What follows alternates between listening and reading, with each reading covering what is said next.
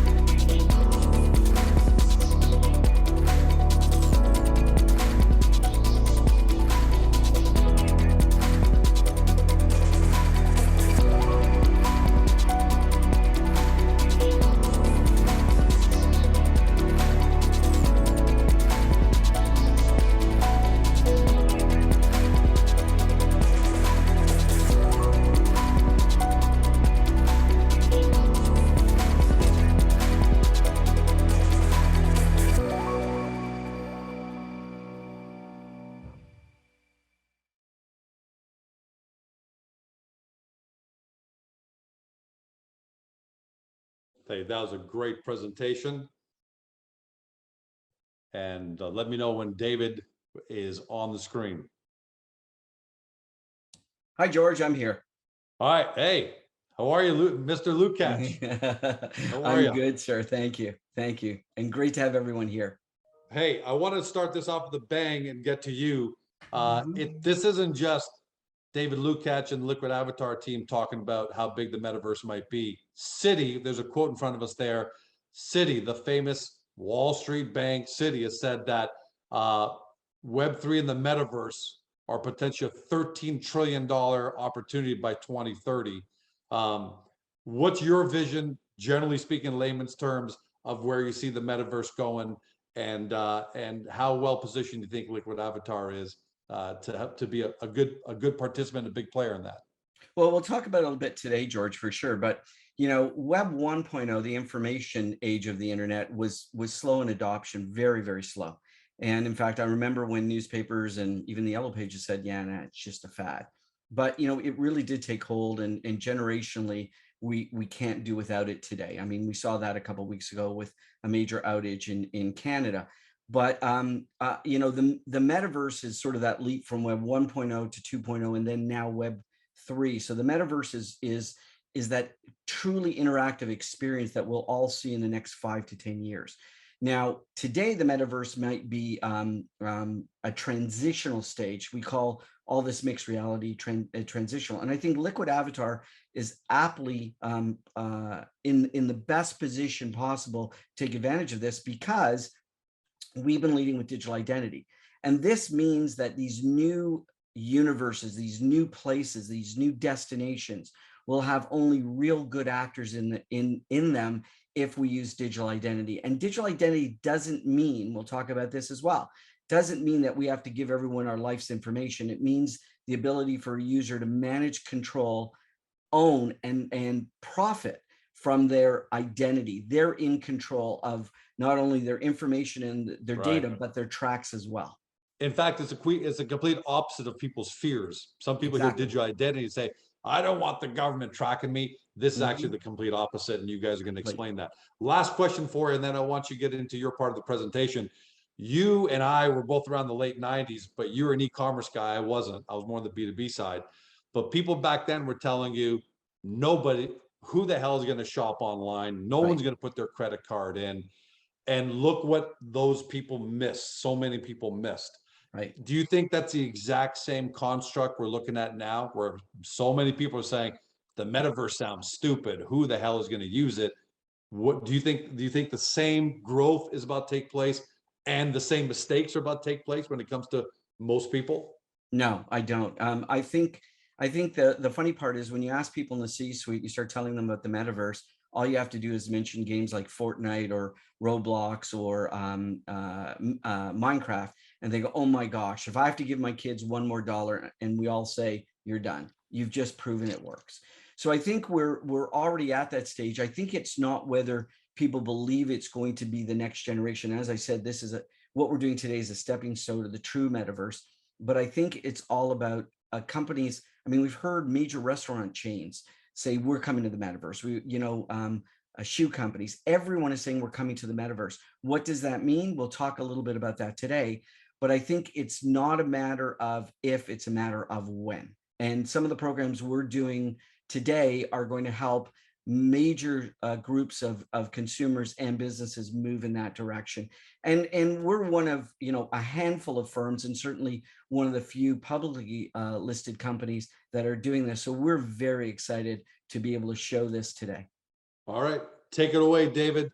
Everybody, you, strap in for a great ride.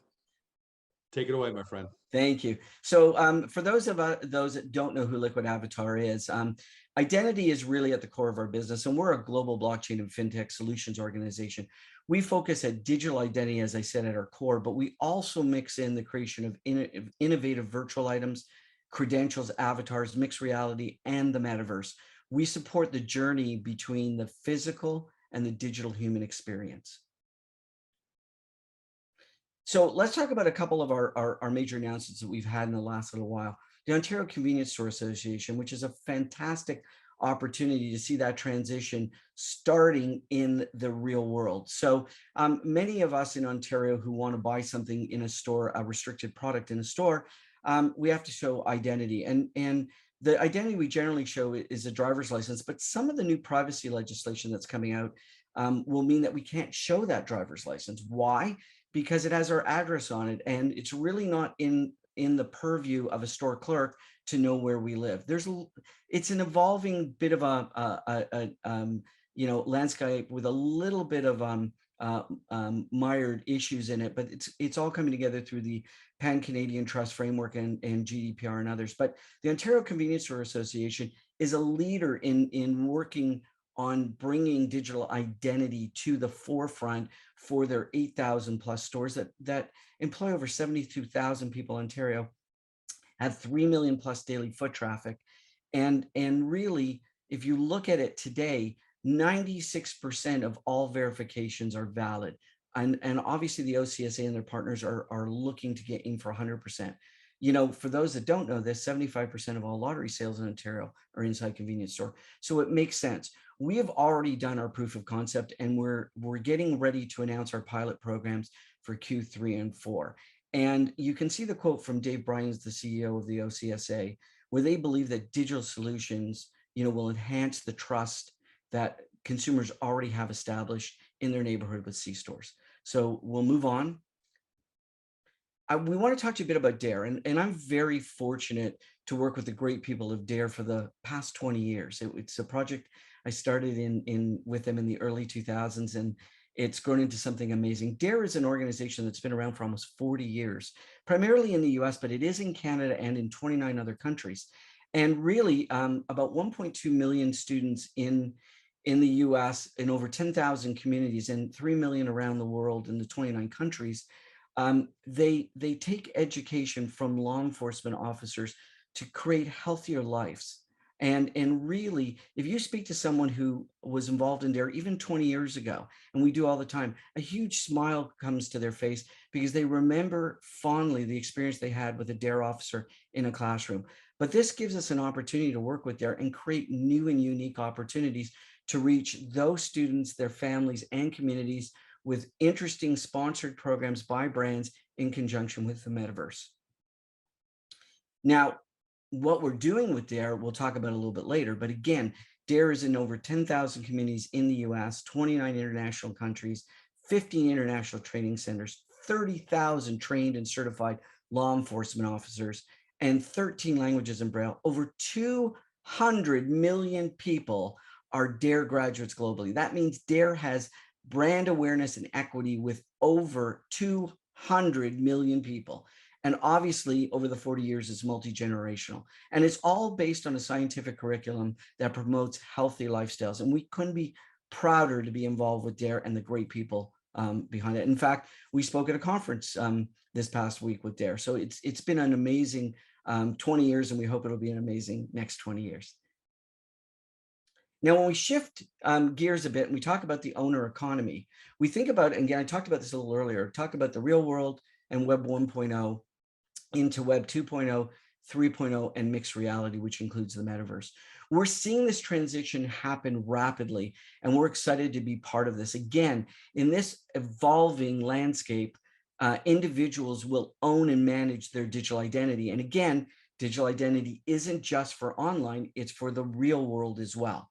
And one of the big things in Web 3.0 is not just decentralization, but it will, and we'll show you a little bit later, it will require potentially no online passwords, because all passwords and entrance will be done by biometric validation.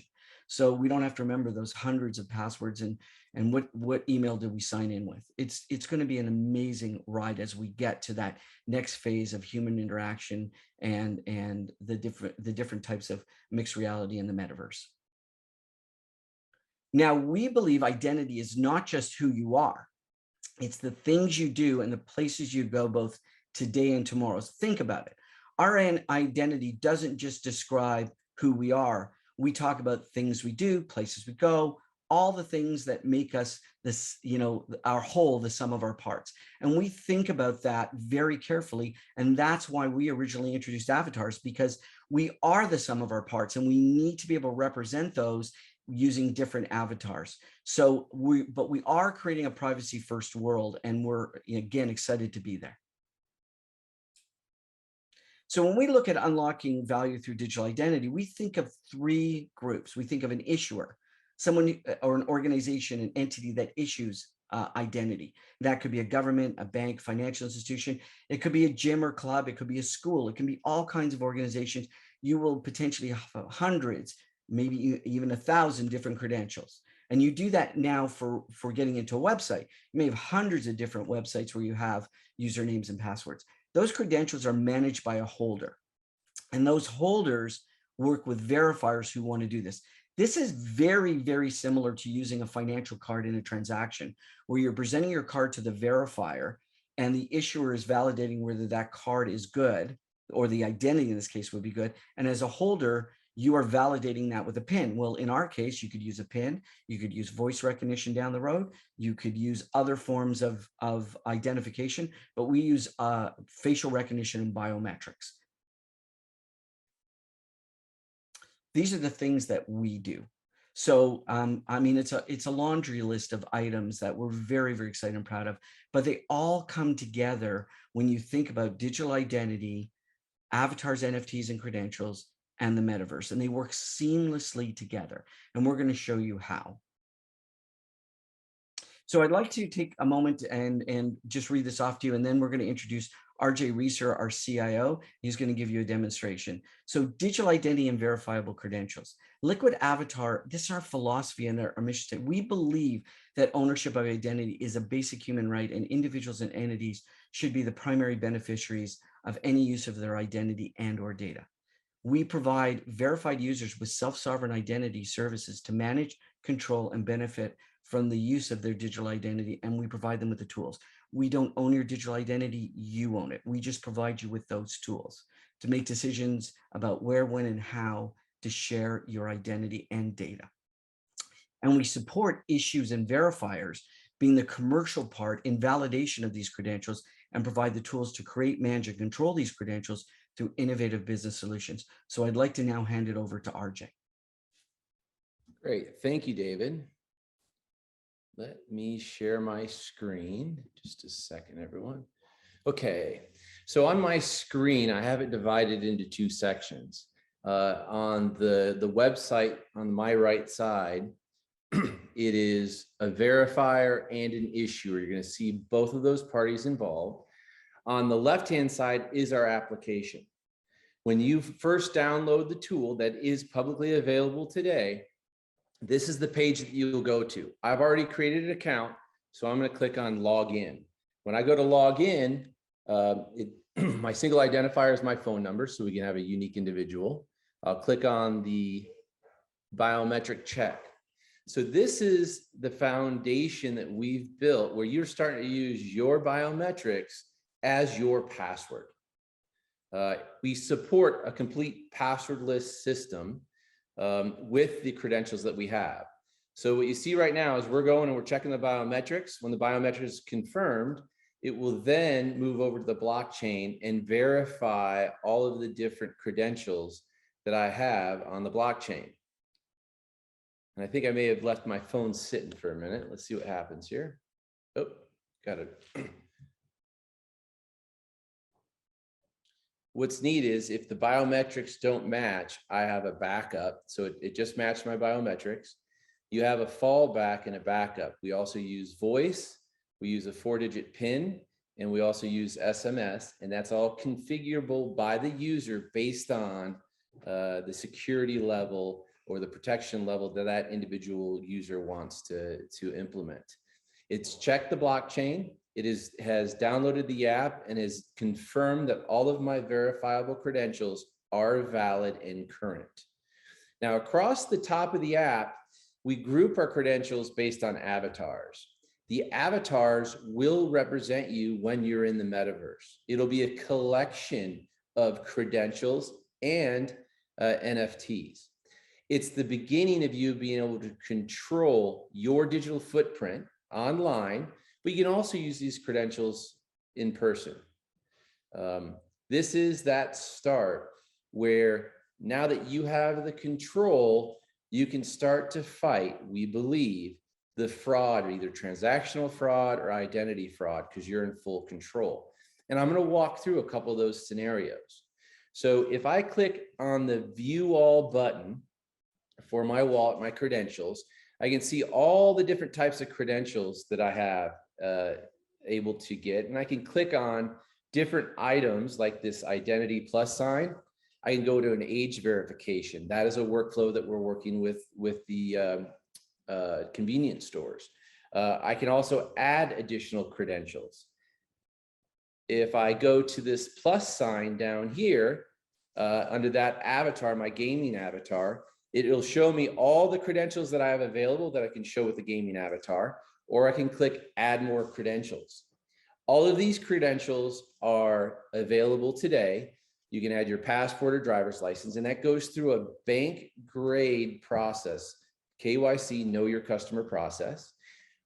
We also were able to do COVID vaccination, PCR tests for the travel industry. We did some pilots in the travel industry for those items. But we also have a phone credential and an email credential. Now, this is really important about what our strategy is.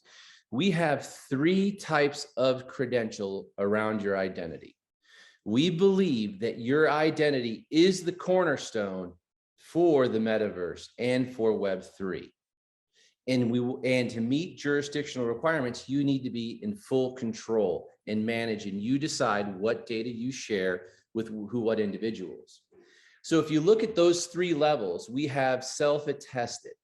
Now, self-attested is I'm typing in my phone number. We don't verify the phone number, or we verify that you have access to the phone, but it's not necessarily in your name. What that allows us to do is that's our basic credential that you have one person, one user. So when you build out this platform, you can't have a bunch of bots and you create all these fake accounts. You're only going to be able to create one account that's tied to your biometrics. That, remember, is your password. So our basic credentials are phone and email, and it's a scenario where people can download, or when they create the account, they automatically get a phone credential, and then they can use that phone credential in this test environment that we have in 4 different workflows where they can test the credential and experience how it works and how they can share their data. And I'm going to get into a bunch of those details.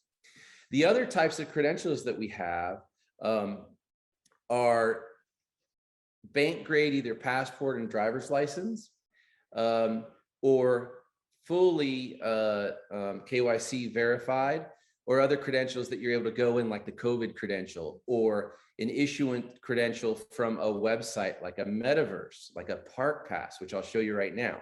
So those are our 3 different types of credentials. I'm going to click on the metaverse icon here. Let me hit refresh real quick. And now I do not have a park pass. So if I'd go in to sign up, it would tell me that you do not have a credential, you need to, or a login, you do not have a credential, you need to sign up. So I'm going to click sign up here. This tool is as easy as scanning a QR code. This isn't a QR code reader. This QR code starts a workflow that leverages an identity blockchain network. So I'm going to click on my phone here, this little scanner down here to the left, and I'm going to scan that QR code.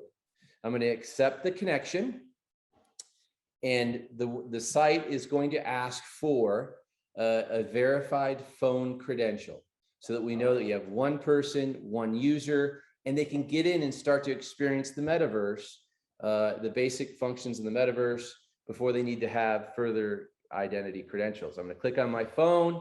I can decide which data to share with them, and I can send the data over. Now, this is neat. Now in the metaverse account management system, as it goes over, it will populate the fields of the phone number, and it'll also pull the country code from the phone number. So they know that I'm from the US and that is my phone number. I'll enter in my birth date and I hit sign up. So it has now issued me a new credential. So I went to a website, gave basic information, and then now received, as you can see, it popped up on my screen, a park pass.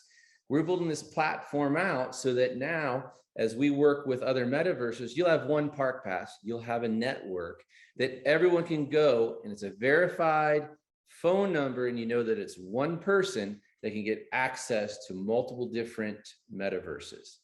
Now, when I go back, I'm going to refresh the page and I go back to the site, I'm going to say log in. All of this has already been built, and it's just as simple as me showing up on the website, hitting my QR code scanner, scanning the QR code, hit accept, And it's going to say, do you have a park pass? Do you have the proper credential? It says, yes, I do have the proper credential. I click on it and I hit send, and then boom, I get the check mark. Congratulations, welcome to the metaverse. Now I'm in the website. So what we did was we used an existing credential and created an account, and we're issued a new credential that I use to get access to a website or to the metaverse. This is that credential that wasn't there in the past. It was just issued. Now let's talk about a couple of other workflows as well. Let me check my time. Okay, so I got a few more minutes. So as I go through these other workflows, and this will all be accessible next week to users. The application on the left is today. We are going to go ahead and we'll light up this website. We believe that you're in control, and what better place to understand how to be in control if you can go to a test environment like this one and use your credentials. So for example, we can protect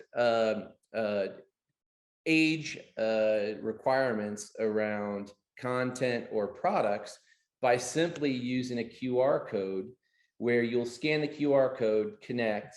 It will ask through its governance program for a proper type credential that meets the age requirements of whatever jurisdiction you're in. In this one, it could either be a passport or driver's license. I have a driver's license, so I'm going to click on driver's license and hit send. It says, this is your driver's license. Now, what's neat is you're in full control of what you send and what you don't send. And I'm like, you know what? You don't need my name. You don't need when it expires. You don't need anything but my birth date, and hit send. And it will go over, and then the verifier then gets a check mark that says you have access. Let me go back. What I hit wrong.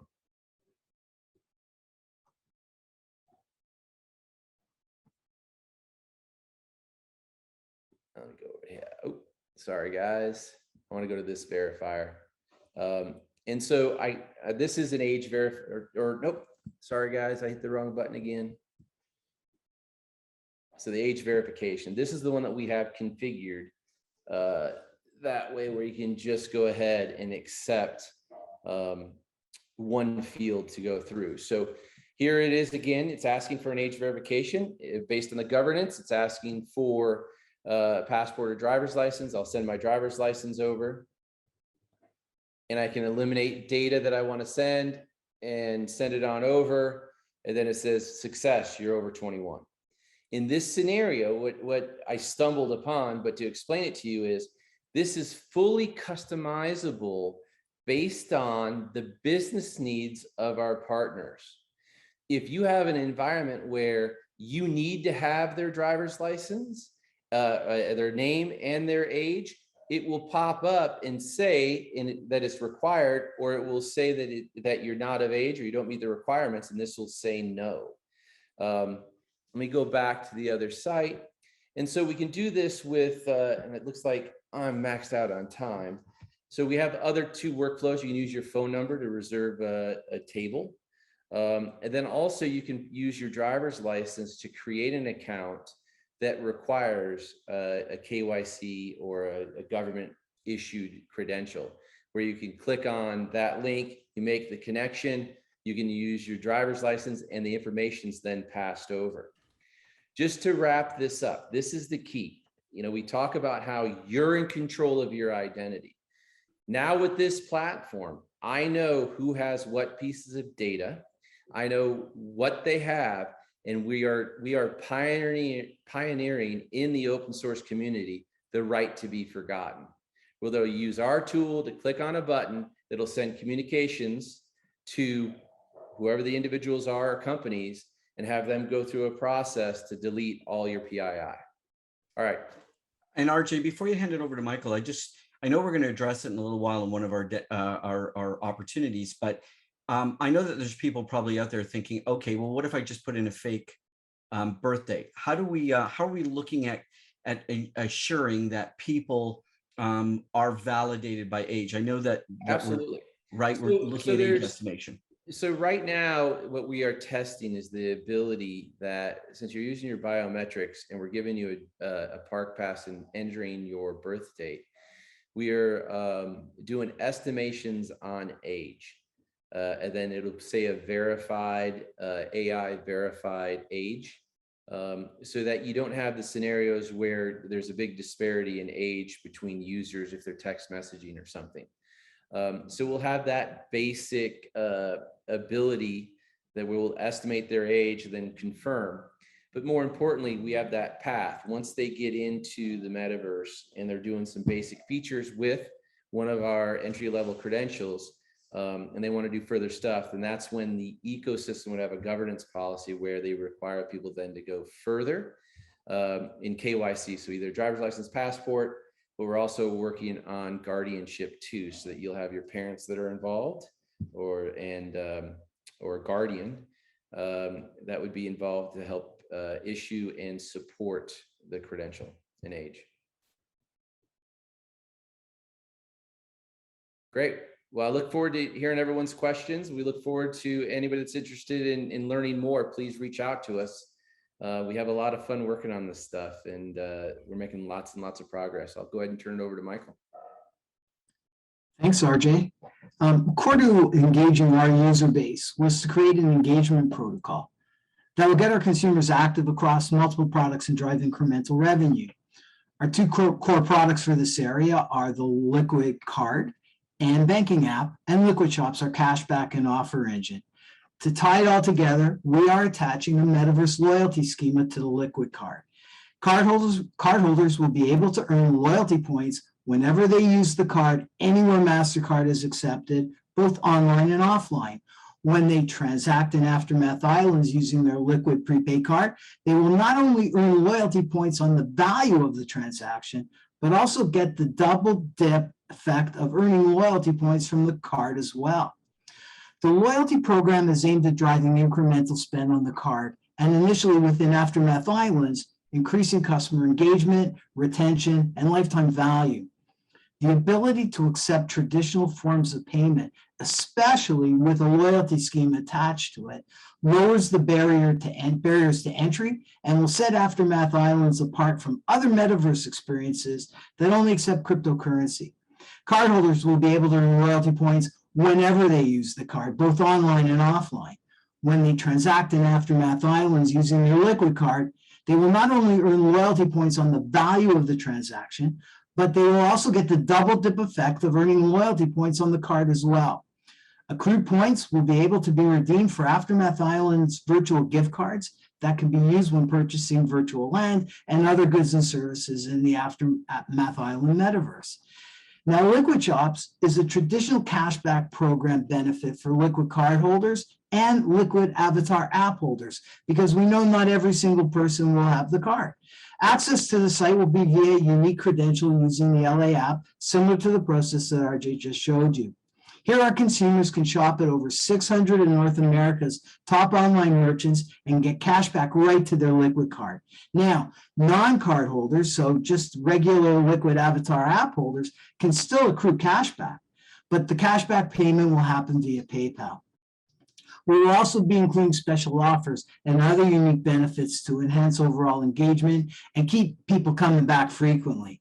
As you can see, we've created a unique and exciting user engagement program. Thanks for your time. Now I'm going to pass this mic over to Rob Cole. Thank you very much.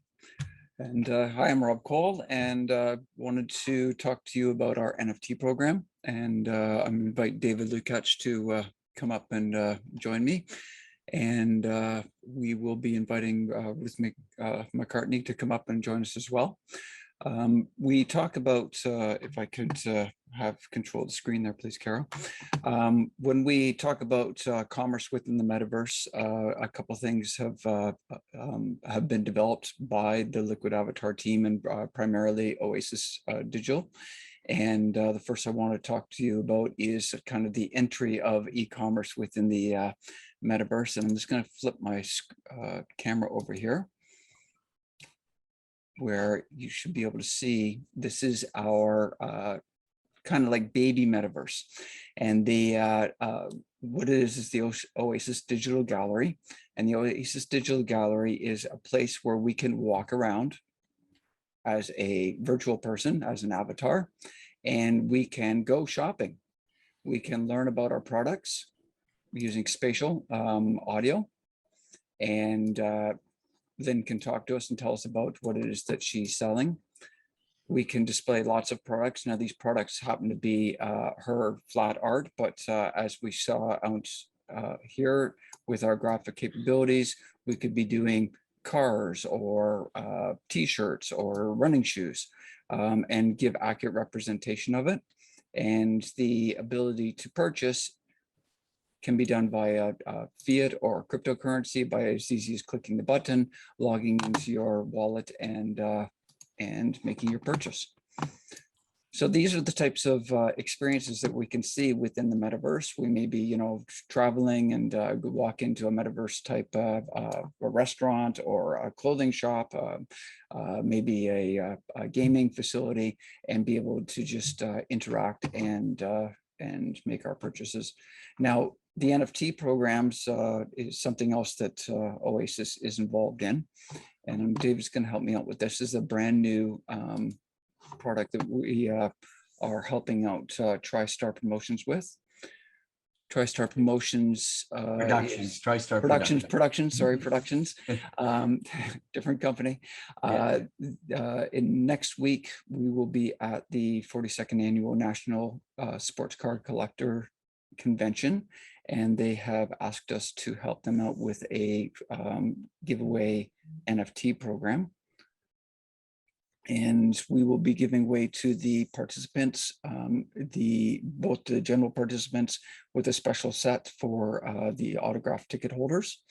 And they will be these celebrities, which is Chuck Liddell, Dan Marino, Robert O'Neill.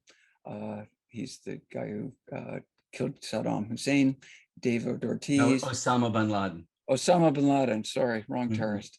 Floyd Mayweather, Lawrence Taylor, Reggie Jackson, and Julius Irving. So we have special art. It's embedded into the national ticket style, and will be in a variety of rarities. So as we go down the list, we're falling from 300 sets down to 100 sets, and they'll be randomly distributed by coming to the Oasis booth at the show. And there'll be a special purple set for the autographed holders. Did I cover everything there, David? Yeah, I just want to add a few comments. Thanks, Rob. A few things.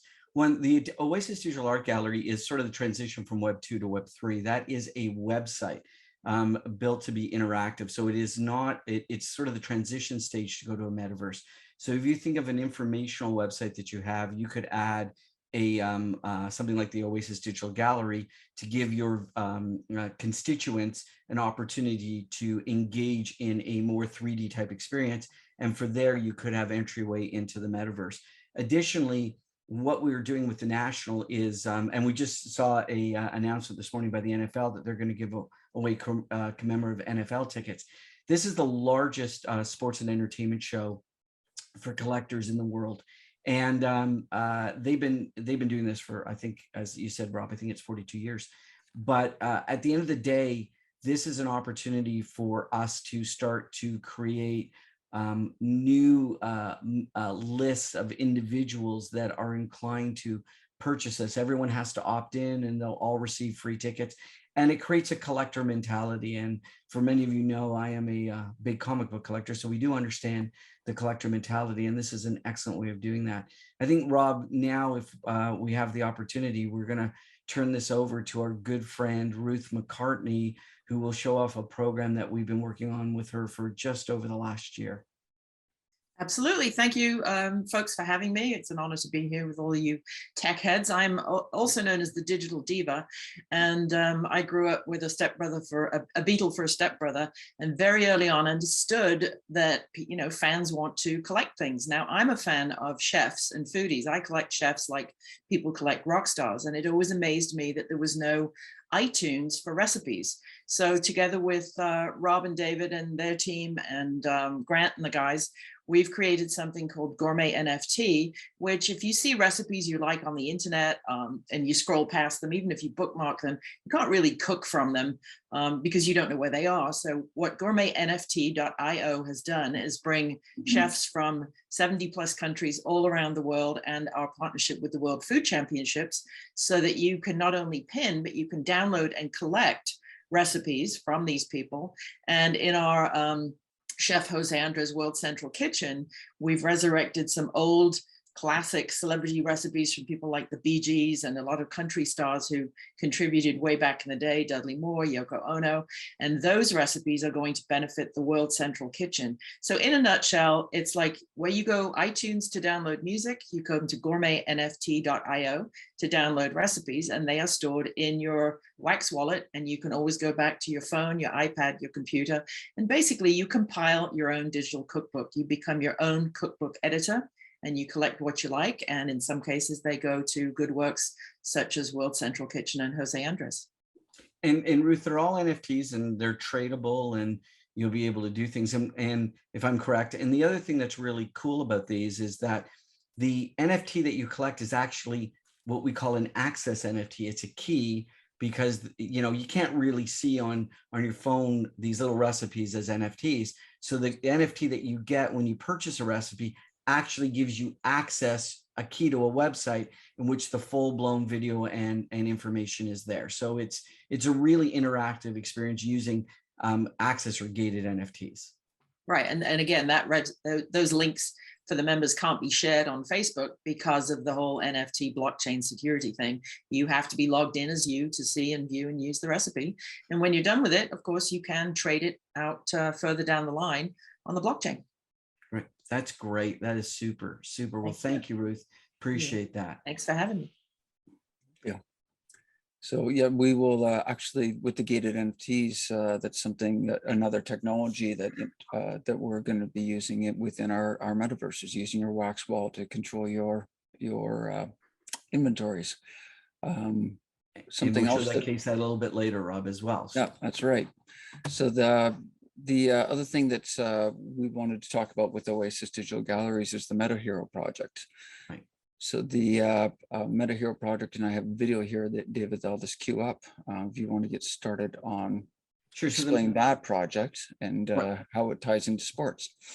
Right. So the MetaHero project is a platform that does a lot of different things. It creates customized NFTs that look like real people. It develops some of the great items inside of Aftermath Islands metaverse, like the dragons and dinosaurs and horses and giveaways, some of the hover bikes. But we're looking at new applications. We know that there's a huge opportunity in gaming to do interactive sports. So Rob, you can let this play. So we've developed a 3D soccer stadium or football stadium that is true to life with interactive advertising, and we can populate it with individual players, either professional or avatars that look like other individuals, and they can play soccer. And this is one of the first applications. I know you've seen this in console gaming, but this now is in the metaverse. This is going to happen as interactive gaming in the metaverse.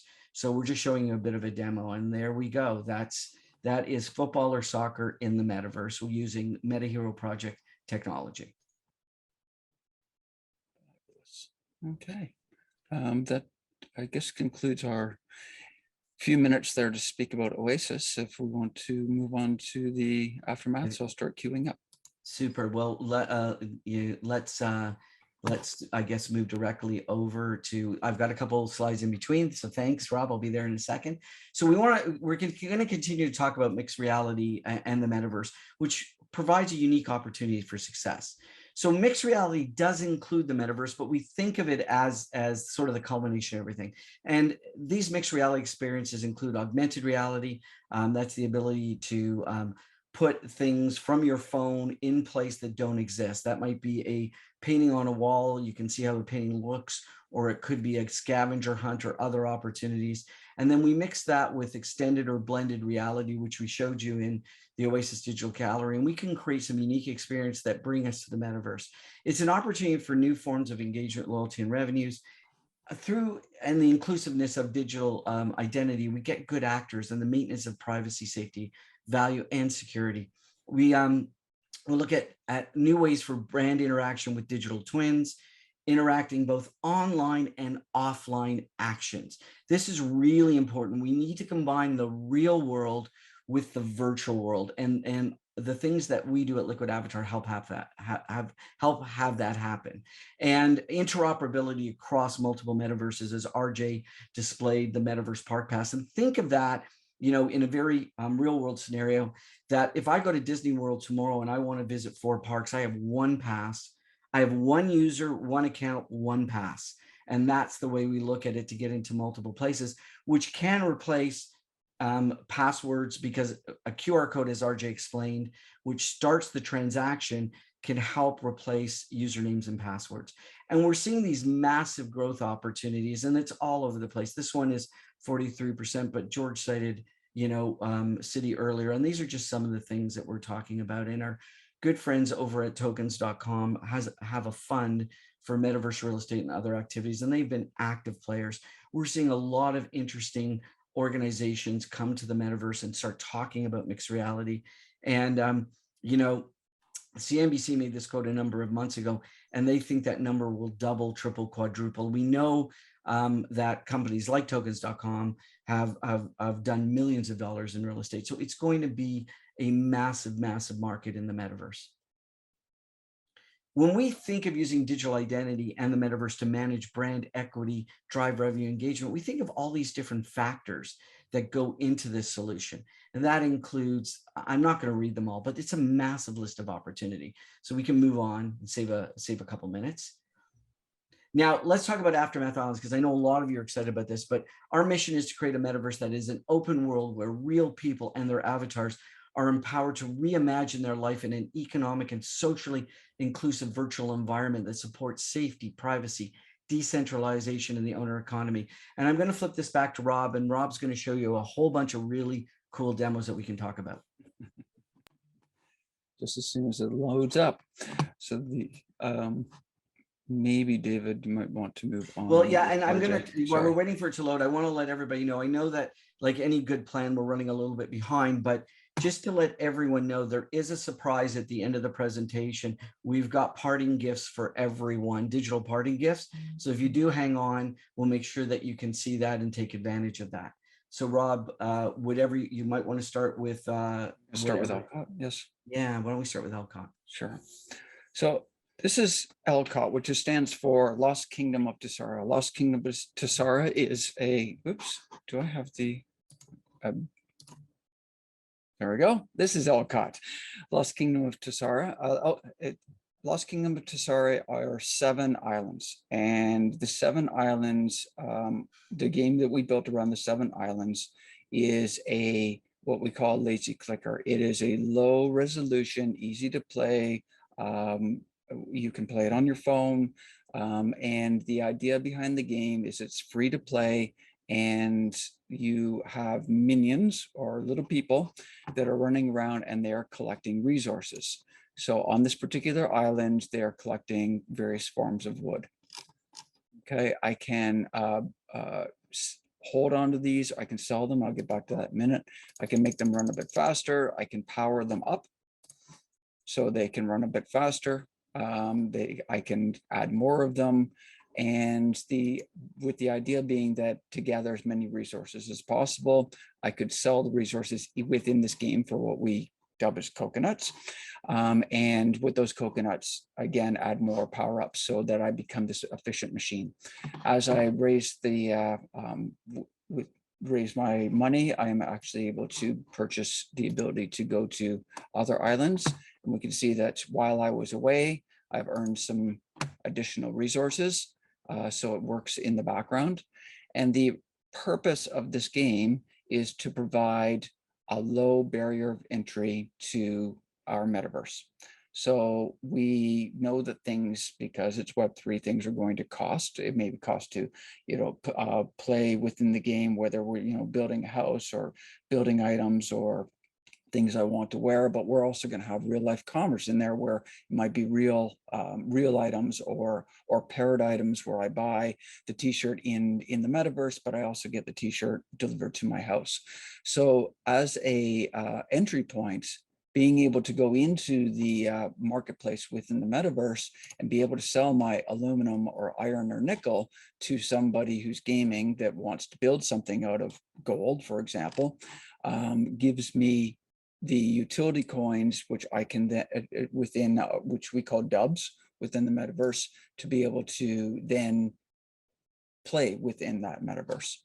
So Rob, if I could interrupt for a second, I apologize, but so this is a play to earn game that allows people to play and earn value. You can convert to some of the resources you collect to NFTs, and those NFTs can be used in game. Where digital identity fits in here, again, one user, one account.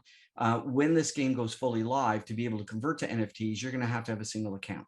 So you're going to connect this account, this platform, to your in-game platform. And again, this is a low-res version and easy to play game. And we will have more play to earn games as we go forward. But Rob, I know now you're going to show this is where the rubber hits the road for us.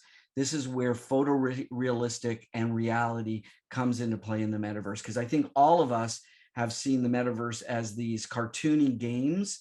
And with us, this is what you're getting. You're going to get the ability to play in realistic gaming. And Rob, if I might say this is being streamed like Netflix or Disney or Hulu or Prime. This is not a download. So what you're seeing here is playing in real time, and Rob is interacting, which we call pixel streaming, and uses GPU cloud servers. This is one of the first applications in the world that does this. This is our metaverse. This is the reality. It can be gaming, it can be your work environment, it can be anything that can be designed. And Rob, I'll let you take it from there for a moment and showing this is a 10 square kilometer island that we are populating, and Rob's flying in build mode now. So we can show you some of the things that we've got on the go here. Okay, so please ignore the green lines. These are just because I am in build mode, so we can get around faster. It's a giant island, so the as I come down closer, you'll see the lines will disappear. But let me go way up in the sky, and you can see that this is exactly the shape of the first phase of islands that we have developed. So the Downroar Island, and this is what we're dubbing the playground. So we have seen the we've seen the clubhouse. I'm sure everybody's seen it on our YouTube channel. We've shown it on Discord, and this is the next evolution. So when we hop onto a boat, we'll be able to come over here, and this will be a further test island where we are going to test architectures, placing items, how water works.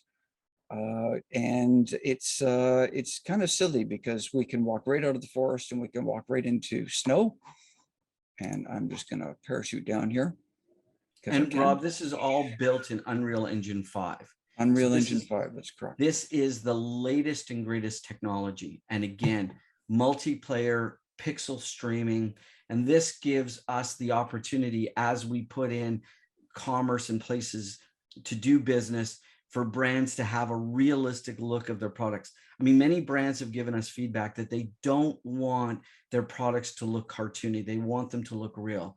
And this is what you'd see in a game like, you know, I don't mean to talk about a particular game, but of Call of Duty. So there's all kinds of opportunities. So Rob, I think we've shown, and in fact, you can see the grass move and the wind effects. And this is all real time. So what Rob is doing here, he's doing with his mouse and his keyboard. And you can do the same on your phone. It does not require any downloads. So maybe, Rob, we can move on to showing the next phase, because we're running behind on time. No problem. I guess we'll be touching right back into the MetaHero project again. And David, I know, is super excited about showing everybody this. Can I give a little bit of a preamble here? Yes, please. Okay. So this is something we've been working on for a while. This is We haven't announced the partnership here, but this is with one of the leading companies in the karaoke space. We know how big karaoke is around the world and how it draws the attention of individuals. We've seen that not only as we've all gone to karaoke bars and around the world, but some wonderful television programs that have taken advantage of this opportunity. We've taken it to a whole new level. We're going to show you today a upcoming product that we're bringing to market that was not only for our metaverse, but will be able to be used by other metaverses to draw attention, create value. And we call it Meta Karaoke. And Rob, if you'd like to let it show. Come on, in the morning light, my, this is when you're gonna live your life right. How wanna deal with not the fortunate ones and girls, they wanna have fun. How girls just wanna have fun.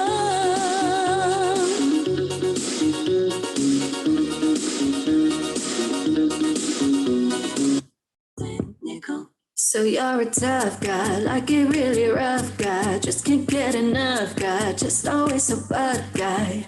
I'm that bad type, make your mama sad type, make your girlfriend mad type, might seduce your dad type.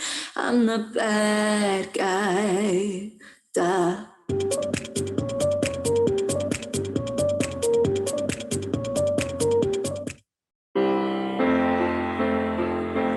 Hey Jude, don't be afraid.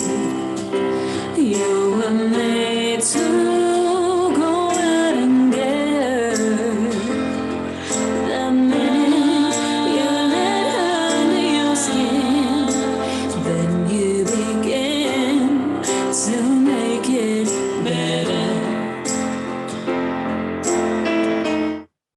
So, I mean, this, and we'll let the outro play, but this is an amazing opportunity to allow people as we move forward. Now I'll talk about karaoke first, introduce karaoke and the ability to see the screen move, but people will be able to sing into their microphone and their avatars that they've selected will lip sync to that music. So it's a pretty amazing, amazing opportunity. Additionally, we can work with live performers to pre-record some of their movement using motion capture and do live concerts where you know, performers are paired with their avatars and those avatars can perform. So in sing. This is an unbelievably new, exciting venture as part of the MetaHero project that we're so excited about. So thank you for looking at that. So Rob, have you got anything else that you want to show, or can we move on to the next level? I just had one very quick thing, and that was the boats. Right, that's right. The This boats. is a new relationship we have with the Meta Yacht. We're just establishing a partnership with Meta Yachts that we will be able to, and these are designers of luxury yachts in Europe, and they are working with us to help us develop yachts and different types of boats and opportunities for our Aftermath Islands, which is obviously a water world. Meta Yachts will be our exclusive dealer partner for watercraft. And at the end of the day, other creators can work with us and Meta Yachts to bring their projects to life as well with these amazing, amazing designers. So thank you, Rob, and thank you, Meta Yachts. So we'll move on to the rest of the presentation. We'll try and run through this quite quickly. So we're bringing it all together. We've got universal identity applications and solutions, interoperable digital credentials, card programs and engagement, virtual items, avatars, NFTs, and other digital products and services, mixed reality and metaverse. And we're here to create value. That's our whole focus. We've had to develop a product suite that we can now take to market. So I think we're going to show you some of those. And before we get there, I'm just going to shift gears. You saw this earlier, but the idea of what we are really promoting here is that avatars, your digital twins, become the intermediary between you and the online world and you and your personal data and privacy. So your avatars acts as that proxy or intermediary. So you can decide what you do, when you do, and how you do it all through your avatar. And you can see the type of avatars we can create. They can be realistic looking, they can be cartoon based, they can be interactive. We've got the gambit already done. This technology is done. So let's talk about opportunity one. And RJ, if you want to pop back in, that would be great. But we're talking about using age verification to make it safer and secure. Now, we can do it with age restricted products and sales online and offline, and we can do it for jurisdictional regulations where you may only be able to participate online. And I'll give an example. Some of the new player-based programs for gaming in Ontario are licensed only in Ontario. They may not be licensed in another province. And they've got to assure that the individuals coming in are from a particular province. And I think, Michael, you may want to step in here too as we move forward. But RJ or Michael, do you have any comments on that? Because this can really make the difference, digital identity, in managing that jurisdiction and or age verification process. Yeah, there's the technology is finally caught up with the jurisdictional requirements, so where you can actually enforce it in a straightforward and easy way. So yes, it's exciting that you can now use your credentials, and it's in a predicate proof where they don't need to know all the details like my age and name. They just need to do yes or no on my age. And that we call that a predicate proof. And we've already built that out, and it's ready to go. It's an open standard. So yeah, it's exciting. Perfect. Thank you. So I think from that standpoint, I think we've shown that in the real world and the online world, and RJ's demonstrated that throughout the presentation, that we can marry digital credentials over a number of sites, potentially eliminate usernames and passwords, show proof of identity, age verification for restricted products and sales, and access membership and gating. Again, we can create some assurance that you're either young enough or old enough to go somewhere. And that is a safety measure I think as parents we're all looking for. Can we move on? So what happens when your avatar is hungry? So this is the Tide connection. Your avatar walks into a digital restaurant with a few friends. They socialize in the metaverse, and they sit down and they order meals because the meal gives them a boost, gives them some kind of benefit, it gives them points, whatever the case may be. But those meals can then be, through your avatar, purchased and delivered directly to your home without the vendor, the delivery service would need to know, without the vendor needing to know wherever you live. So the ideal situation is this proves that intersection between the physical and the digital products. This is a really interesting part, and Michael, you may want to jump in here too. This is the merging of digital and physical realities. We talked about it a little bit, but this is where we also add volumetric scanning. This is a new thing that is being talked about, where you walk into a shop, let's say a current a mall, and you can go in and you can be scanned from head to toe. And then that goes into your personal data record, your identity, and anywhere your avatar goes and they want to buy something, vendors can use that volumetric information to assure that what they're delivering to you is the right size. But again, we can also eliminate retail fraud because your digital identity is going to be used to assure that you own that credit card, because credit card fraud or financial fraud is a $30 billion problem across the world. We can now create new levels of assurance to make sure that vendors are getting the right information so credit cards are not compromised. And in fact, I just had this happen in the last week. I heard something for another show that we're going to using a credit card, and within a few days told that people are out there using my credit card without permission. So it happens all the time. Michael, any comment from you? Yeah, I think, one of the real cool elements of this is the fact that you can go into the metaverse with this volumetric technology and shop, but not only can you purchase the merchandise that you want to bring and wear at home, but it also becomes an NFT that you can enable your avatar to wear. So it can become more, more of your persona. The value when you think about this for branded retailers and brands is the fact that they'll have the opportunity to not only get you as an individual into their product, but their product will be showcased as part of an NFT in the digital world. That's perfect. Thank you. We'll move on to the next. This is a really interesting one. It'll lead us into our last opportunity. But, we all get the tchotchkes, right? We all get the shirts, and we're all wearing our Liquid Avatar shirts today. We all get the shirts and the hats. But think about what it costs. If you're a business out there, think what it costs to distribute an item to an individual. It's not only the cost of the product, you've got to get it to them. It's an expensive endeavor. As Michael just mentioned, you can now take these products, increase loyalty and engagement by giving out branded items to individuals in the metaverse and let their avatars wear them or interact with them. And you can also create not only promotions for items, but you can create promotions for access. So you can say, if you have this particular item, you can do X, Y, or Z or Z. And that is really an amazing opportunity. You can create scavenger hunts for rewards. You've got high value, low production costs, and marginal cost of production is almost zero. And you can create infinite loops of opportunities with ROI that can continue to create revenue, because you can get these really interesting loops. You can talk to us about that. If we can move on. I want to talk a little bit about our friends at Dare. So we're creating the Dare digital backpack, and that Dare digital backpack will be available to not only Dare students, but families in their communities, where they will get free NFTs for brands as promotions, so that they can then collect those and do things with them in the metaverse. So each Dare student around the world, Dare friend, alumni, they can get the digital backpack. But we're also going to include, through Michael's programs, we're going to include discounts and opportunities that they can get as identity holders with Liquid Avatar and the Metaverse Rewards card and program. So we're creating combined entities here to do that. We're also giving Dare students and their families over 30,000 plots of virtual land.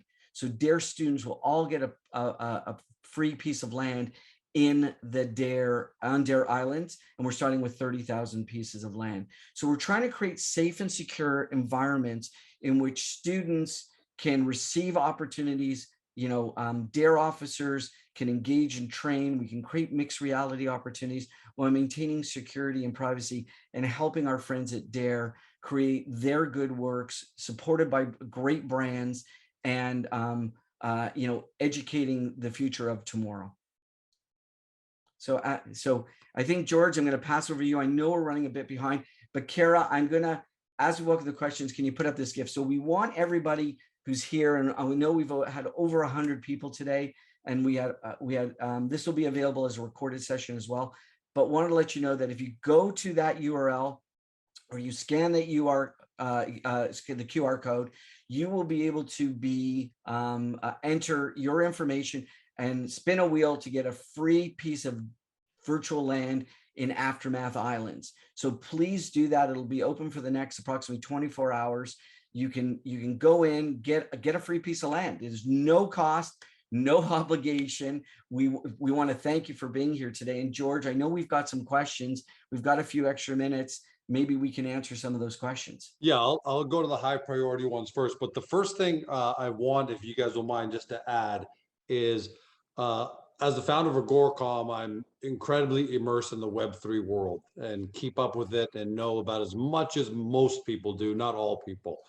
And David, what differentiates Liquid Avatar from 98% of the project out there is that you guys are walking the walk. There are a lot of people out there who say, hey, Georgeville, and we're going to give out George Bucks, and we're going to have this amazing experience, but they've done nothing more than collect some NFT money and have no clue as to how they're going to deliver or execute on anything. And that's why 97% of NFT projects out there have crashed because they just weren't real. How important and I don't know if a lot of the viewers knew that. Maybe they think, wow, there's a lot of this going on.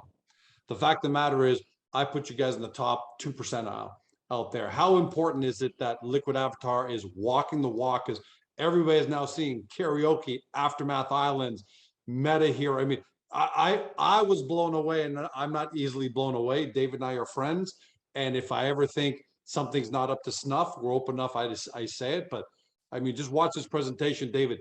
Do you think most investors know how far advanced Liquid Avatar is and how far down the road you are in creating this amazing ecosystem that I don't see anywhere else? George, this is our passion and our business. We want to create something that has great legacy, and we've really focused on delivering the latest and greatest in reality. So I appreciate your comments. we see this every day where someone might say, well, we're looking at something else built in UE5. I said, can you actually interact with it? Well, no, we've seen some screenshots. We've seen a little bit of this. We've seen a little bit of that. We're there. We're delivering on our mandates. The market continues to evolve, and as it evolves, we've been adapting, but we're not sitting on the bleeding edge. We're sitting on the leading edge, and we are delivering. We are walking the walk. Sure, we've got some talking that we're doing as well, and because everybody does, but I think that's okay, we're because you walking always it. got to be talking about, but you're 95% of people just talk. And you've Yeah. got mostly walk and some talk, which is great because it gives us a glimpse of the future. So let's get to a couple of questions. You've already been able to translate this activity into some significant sales. They're Mhm. called sales because you're not allowed to Right. book them as revenue for accounting reasons. Maybe you could touch on that for a bit, but more importantly, how will this activity, all these things that are now coming out, translate into even more sales / revenues? So we talk about it sales and not revenue because one of the things in IFRS is and our accounting firm feels, and we've gone along with them, that although when an NFT is purchased, it's purchased as an item that is delivered without refund. Our accountants felt that it would be better that we defer our revenue until our first islands are live, and we're okay with that, which means we get to show all the revenue at once. But we have done over $2 million in revenue, and Amazing. and this is just with testing. Like, I mean, we're not even pushing it yet. We are starting to go into a format now where we're going to start pushing based on Elcott or Lost Kingdom of Tessara, and we believe that we'll see significant growth once we start to really dial up the sort of turn up the heat on where our sales are. We've done this for major corporations in the past, like Disney and MTV and Zynga and all these other gaming companies. Now we're doing it for ourselves. And when do you expect, so right now Aftermath Islands generate a lot of those sales by selling Yeah. the plots. Yeah. When do you expect that Aftermath Islands will go live, and as a result of that, start generating revenue from in-game programs, which is all those little neat activities you can do on the island? Right. So we're aiming for our betas to come out in Q3 and some live product in Q4, with growth and opportunities to happen even farther down the road into 2023. But we want to be live in some capacity this year. That's our goal for what we call H2, or second half of the year. And we're well on our way. I mean, Rob's and the team are already in multiplayer mode, and we've again, we're just finishing off some of the Pixel streaming server applications. So we hope it will be within the next quarter, this quarter and next quarter, but we're really planning for that. And that really opens up the door for digital identity to take hold as well, because we're seeing interest from other parties to want to partner with us on digital identity. And I think I should really say this. We started the Multiverse Collective, and we were really trailblazers with the people at Game Credits, but we've recently become principal members of the Metaverse Standards Forum, and so as such, we'll be integrating that services into that. We think with 650 other partners and being principal members, we have a lot more opportunity in this organization than we did by founding our own organization, and I think we'll move in that direction. And last question on Aftermath Island. I love the fact that an owner has asked a question.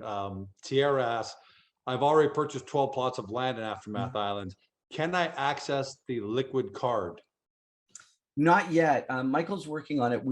It's a very, very tedious process. We have all our approvals in place, and Michael's getting ready to do all our test applications in the US. And once we've done that, we'll open it up in the US. And like any card program, MasterCard is a franchised operation, so we have to deal with each country independently. So Michael's starting in the US. We've just we wanted to put all our efforts in the US instead of some efforts in Canada, some efforts in the US. So we're doing all our efforts in the US. And then once we've got that down and stable, we'll be opening up other countries. So we'd love to open up to everyone, but it is a process and unto itself, a massive undertaking for us to have our own private labeled card program.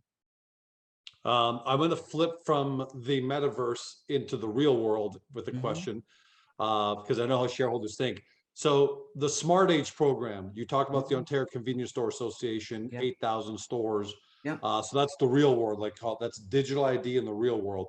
Yeah. Will the Smart Age program evolve beyond convenience stores into anywhere that needs proof of age, or even online networks that have an age requirement? The answer is yes. Yes, and I want to comment on that. When the Ontario government published their standards last year, we believe we met or exceeded the standards that the Ontario government has pushed out. We were expecting, as I think many members in Ontario were expecting, in the government areas, that this digital identity from the government would come out late last year, and given COVID and then the elections, it's been delayed.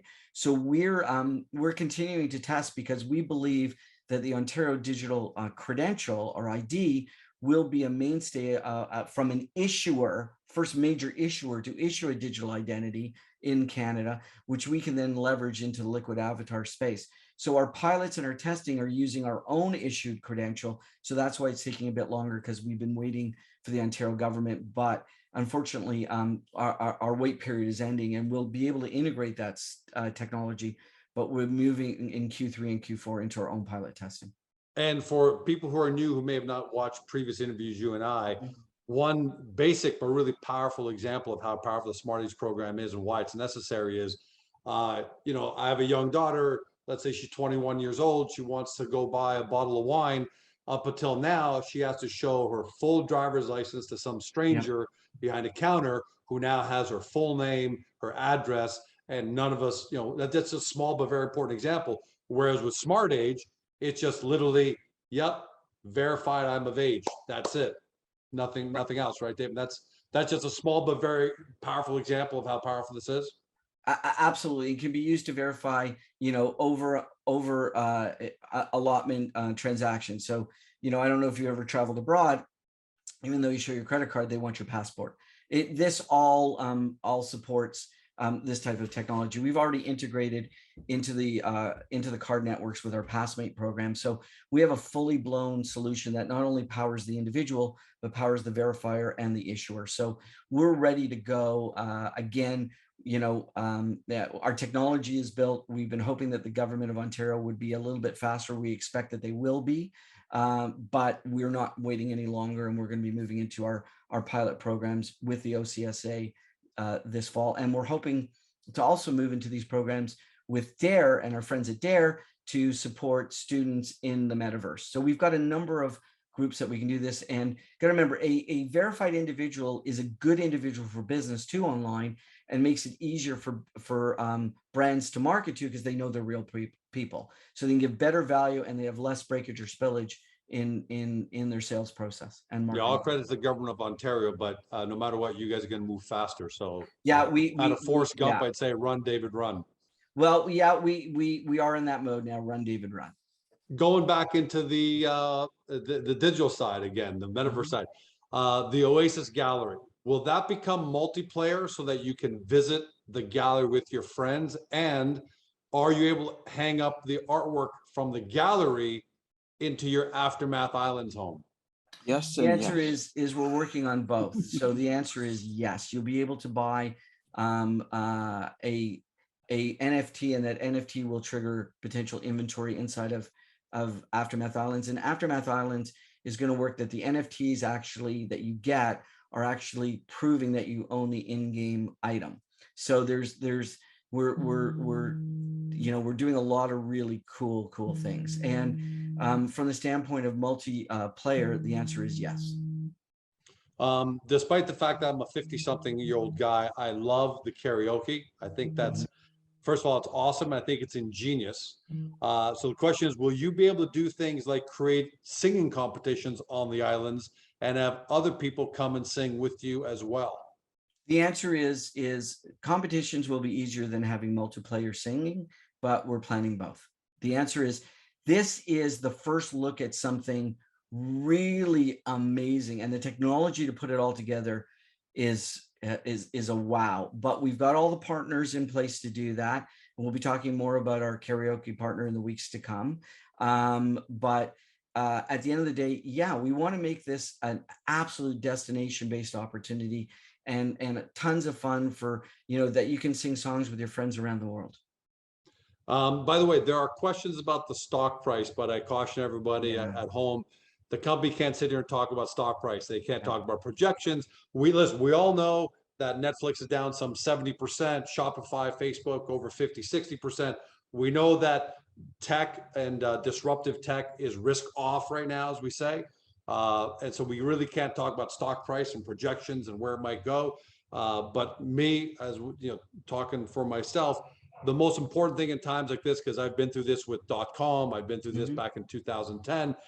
The most important thing is having companies that are actually doing the work and generating sales, which are going to soon be recognized as revenue, and OCSA and all those kind of things, and DARE. That's the most important thing. That's and that's what I think everyone should be focusing on. Where are you in the customer acquisition cycle? So we think of customers as the end user. We think of clients as our constituents that we work with. So on the customer acquisition cycle, we're just, RJ and the team just recently launched the new version that you've just seen today of the Liquid Avatar mobile app. And so we're just starting that process. Again, with the customer cycle, we're working with our partners at DARE and OCSA and some other organizations. We believe that's the best way to encourage users into the system, because there's a value proposition. But you'll see a lot more from us in customer acquisition. I mean, George, you know this, in the past, we've built massive organizations in social media and digital. So we're looking to take those same techniques to Liquid Avatar and the mobile app. Had a couple more questions come in here at the end, which is great, guys. Thank you, everyone who's been contributing. Johnny asked, when does, and I think I already answered this, but when does the DARE backpack program launch? It'll launch for back to school late August, early September. All right. Saad here has a long preamble, so I'm going to try and get the question, which is, Liquid Avatars allows to wear different hats online and pick and choose what, where, to whom we show our data. But what if we want to be someone else or have different characteristics online? Like I want to be myself for restaurant reservations, but I want to change genders when, for example, entering an online casino. So the ideal situation is we're incorporating real life on our community islands with gaming on some of our theme islands and branded islands. So while we say one user, one account, that one account could have 100 avatars.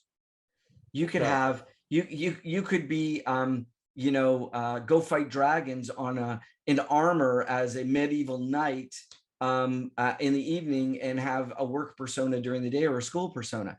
So we're really all about giving you the ability to shape and size things the way you want. Our inspiration comes from really two books. One is Snow Crash by Neil Stephenson, and Ready Player One and Ready Player Two by Ernest Cline. And if you've ever seen the movie Ready Player One, you'll see that, Percival goes to school and then he goes out, questing and gaming. And we want people to have that same opportunity. Again, the one user, one account assures the system and everyone that you're a real user. And as RJ said, there's multiple types of identity. No identity is one type of identity. We call it anonymous verification, which is what RJ showed today, and then full verified individuals that are KYC. So we can attune ourselves to the toughest Web 3.0 crowd and the regulatory environment as well, and those areas that don't want any verification at all. So we have it all built into the system. And finally, from Fabio, when will the mining game be available? And also, does the price of the resource gets affected by the real world price, like gold, nickel, etc.? So we're already in beta, and Rob has an entire slew of beta testers on this, and we're racing to get it ready to go live. And it'll go live over the next, I want to say, it'll start to go live in the next 15, 20 days, I would presume. And again, don't hold me to that. And then probably fully live over the next 30, 45 days as we embed our digital identity. That's our goal. So by the end of August to be fully live. And resources might change, not necessarily on market prices, traditional market prices. by minting and mining, how much is minted and mined. So we may deal with scarcity at that level. But again, as Rob mentioned, this is an inclusive environment. So that those around the world that may not be able to buy a $35 plot of land. Remember, we've seen land for millions of dollars. We start at $35 and go up from there. But for those that may not even be able to buy a $35 plot of land and have ownership and stake in it, we're creating economic inclusivity by allowing them to earn NFTs and sell those NFTs for utility tokens in game, which then can buy land in game. So we're creating these methodologies for people to play to earn and have value. So it's really important to us, George. That sums up all the questions, David. Right. That brings the presentation to an end. Last word goes to you. Well, I want to thank everyone for their participation today. We really do appreciate, on behalf of our team and George, we're very grateful for your participation and support today as well. You know, we're here to create something really amazing.